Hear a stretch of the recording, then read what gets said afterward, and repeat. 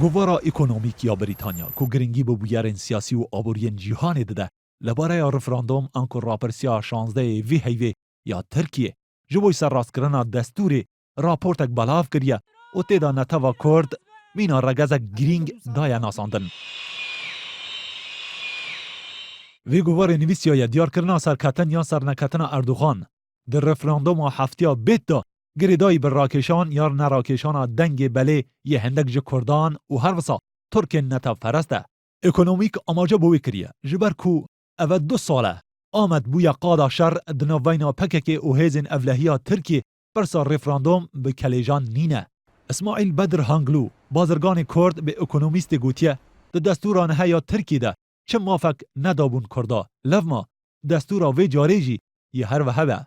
وهاب جوشکان پروفسور لزانیگه ها دجلیجی گوت لیره مال خلکی هاتنه هلوشاندن مالباتا وان جناف چویه کارن خوش دست دانه و چه ماده گیاسایی نینه که آشتیه مسوگر بکه.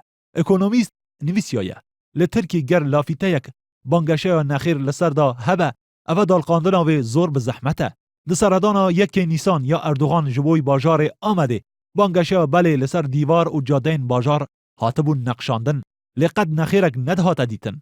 زیا پیر اندام پارلمان ترکیه لسر پشکا هده پیجی دبیجه هر وقتی ما پیوان نخیر جبوی رفراندوم لپیشیا بارگه ها هده پی بلند کربا هر بلز پولیس دهاتن و جناف دبرن.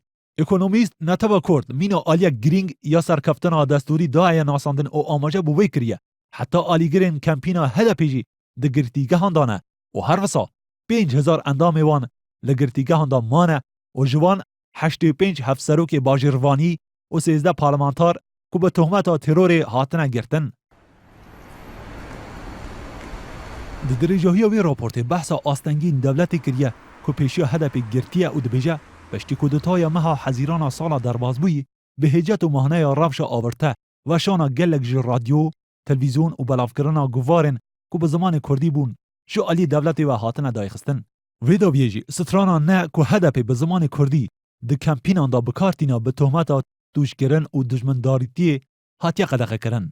جو علی دنوه هنده کرد بیجن هک اردوغان بسر که و رنگ پیواجوی آشتی دگل پکه که جاره کدی بکه و روژه دا.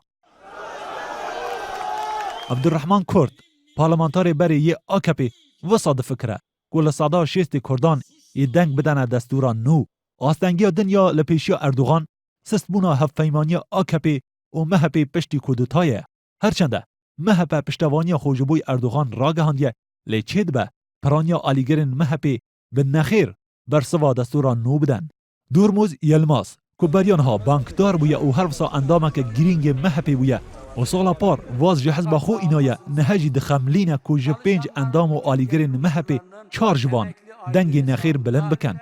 جبر که مهپه هر تم مفاج پارمان ورگرتیه لی دستوران نو همو هیز و دستلاتی دیخت دست تنی یک کس.